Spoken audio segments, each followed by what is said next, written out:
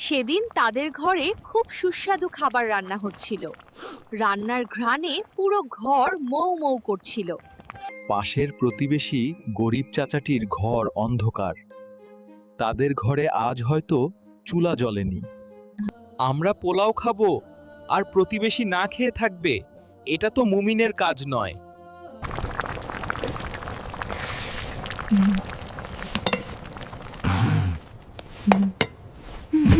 তারা দুজনে গিয়ে প্রতিবেশীর দরজায় কড়া নাড়ল। বৃদ্ধ চাচাটি দরজা খুললেন, তার চোখে মুখে ক্লান্তির ছাপ। তারা গরম খাবারের বাটিটা তার হাতে তুলে দিল। খাবার দেখে বৃদ্ধের চোখে পানি চলে এলো। তিনি খুব খুশি হলেন। বৃদ্ধ চাচা হাত তুলে তাদের জন্য মন খুলে দোয়া করলেন। সেই দোয়াই তাদের জন্য সবচেয়ে বড় উপহার।